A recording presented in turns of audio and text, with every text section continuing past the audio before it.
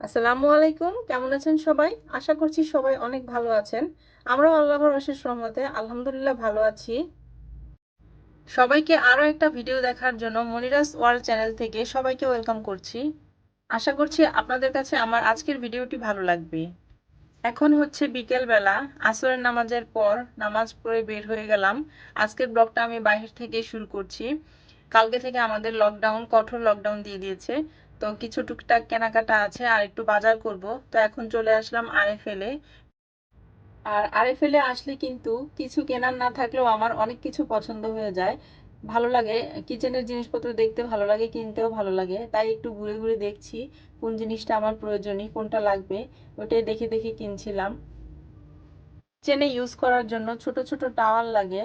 তো দেখছিলাম এখানে ছোট টাওয়াল খুবই কম আছে আর সবই হোয়াইট কালার। আর হোয়াইট কালারের টাওয়াল তো কিচেনে ইউজ করা যায় না, খুব তাড়াতাড়ি ময়লা হয়ে যায়। তো একটু দেখছিলাম, আমার যা কিছু প্রয়োজন ছিল টুকিটাকি জিনিসপত্র নিয়ে নিলাম। এখন কাউন্টারে চলে আসলাম বিল করার জন্য। আর এখন বাসায় চলে এসেছি। তো আপনাদেরকে একটু দেখাচ্ছি আমি আরএফএল থেকে কি কি নিয়ে আসলাম। খুব বেশি কিছু নিয়ে আসিনি, আমার যা প্রয়োজন টুকিটাকি কিছু জিনিস তাই নিয়ে আসলাম। তো এই যে থালা বাসন মাজার জন্য এই যে তারের মাজুনিগুলো আছে, এগুলো নিয়ে আসলাম। আর এই যে এখানে কয়েকটা আছে, তাই এগুলোই নিয়ে আসলাম। আর এই যে ছোট ছোট দুইটা তাওয়াল নিয়ে আসলাম, কারণ হোয়াইট কালার ছাড়া নেই, এই একটাই ছিল ব্লু কালার, তাই এই দুইটাই নিয়ে আসলাম। এগুলোর কিন্তু খুব বেশি দাম না, 25 টাকা করে এই টাওয়ালগুলো। আর কিচেনে ইউজ করার জন্য এগুলো খুব ভালো। আর এই লুসনি চারটা নিয়ে আসলাম। আর এই দুইটা বক্স নিয়ে আসছি, মাঝে মাঝে এরকম ছোট বক্স লাগে কিছু রাখার জন্য, তাই নিয়ে আসছি। এগুলো 55 টাকা করে। আর এখানে ছোট ছোট 5টা জার আছে, তো দেখে খুব কিউট লাগলো তাই নিয়ে আসলাম। মাঝে মাঝে অল্প কিছু রাখা যাবে।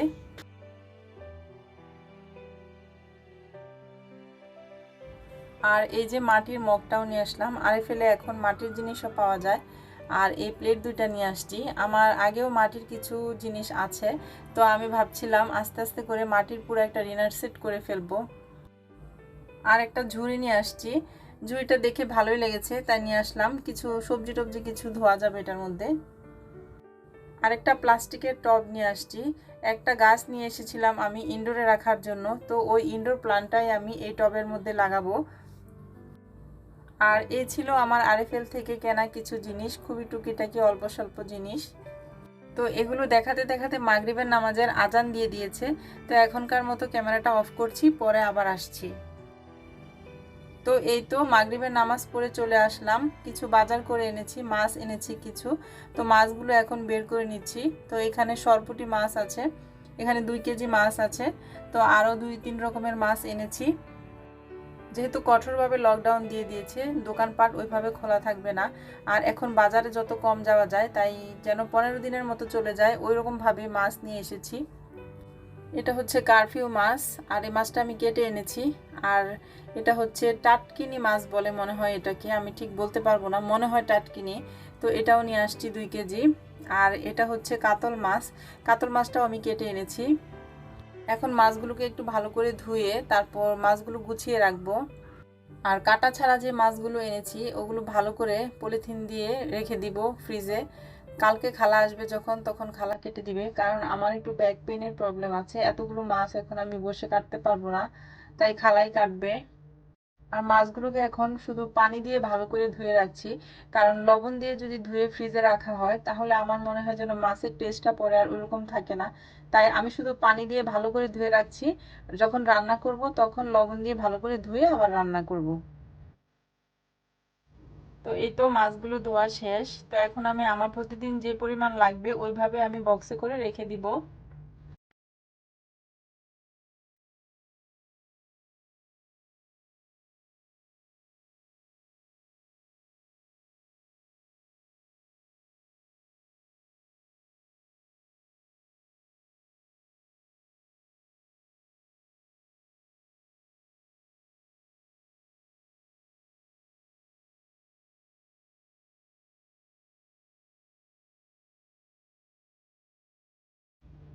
এখন হচ্ছে পরের দিন দুপুরবেলা, আমি যে আরএফএল থেকে প্লাস্টিকের টবটা নিয়ে আসছিলাম, তো এই যে এই প্ল্যান্টটা লাগানোর জন্যই আমি এই টবটা এনেছিলাম। তো এই যে লাগিয়ে ফেলেছি, আপনাদেরকে একটু দেখাচ্ছি কেমন হয়েছে। তো এখানে এই কর্নারে আমি রেখেছি এই গাছটা, এখানে রোদ আসে, আলো বাতাস আসে, এজন্য এখানেই রাখা হয়েছে। আমার কাছে আর্টিফিশিয়াল ফ্লাওয়ার বা আর্টিফিশিয়াল প্লান্ট দিয়ে ঘর সাজানোর চাইতে রিয়েল প্লান্ট দিয়ে ঘর সাজাতে খুব বেশি ভালো লাগে। তো এখন চলে আসলাম কিচেনে রান্না করতে। তো রান্না করতে এসে দেখি মশলার বক্সে মশলা নেই, তাই ভাবলাম আগে মশলাগুলি গুছিয়ে নেই। মশলাগুলি যদি রান্না করার আগে সুন্দরভাবে গুছিয়ে নেওয়া যায় তাহলে কিন্তু রান্নার সময় খুব ঝামেলা কম হয় আর খুব সহজে রান্নাটাও শেষ হয়ে যায়। রাঁধুনি যে মশলাটা থাকে প্যাকেট মশলা, ওইটাই আমি ইউজ করি। তো ওইটাই এখন আমি বক্সে ভরে নিচ্ছি।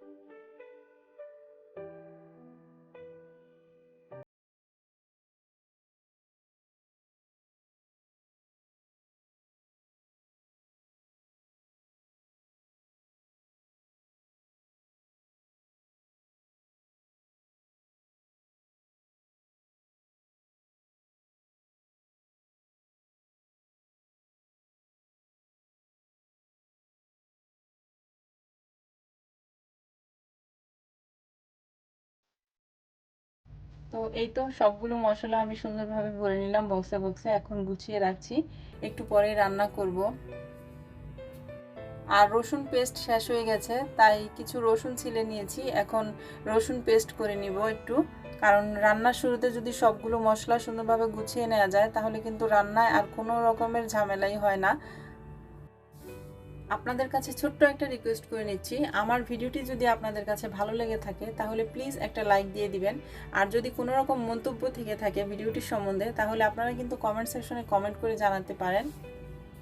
আপনাদের একটা লাইকই কিন্তু আমার এই ভিডিওটিকে অনেকের মাঝে পৌঁছে দিতে সাহায্য করবে। আর আমার ভিডিওটি যদি আপনাদের কাছে খুব বেশি ভালো লেগে থাকে তাহলে কিন্তু আপনারা ফ্রেন্ডস অ্যান্ড ফ্যামিলির সাথে শেয়ার করতে পারেন। আর যারা আমাকে সাপোর্ট করছেন, আমার পাশে আছেন, আমার ভিডিওগুলি দেখছেন, লাইক দিচ্ছেন, তাদেরকে অনেক অনেক ধন্যবাদ আমার পক্ষ থেকে। এভাবেই সবসময় আমাকে সবাই সাপোর্ট করবেন। তো এই তো আমার রসুন পেস্ট করা হয়ে গেছে, মিক্সারটাকে একটু মুছে রাখছি। তো আজকের ভিডিওটি আর বড় করতে চাচ্ছি না, এমনিতে অনেক বড় হয়ে গেছে। তো সবার সুস্থতা কামনা করে আজকের মতো এখানেই বিদায় নিয়ে নিচ্ছি। সবাই ভালো থাকবেন, আল্লাহ হাফেজ।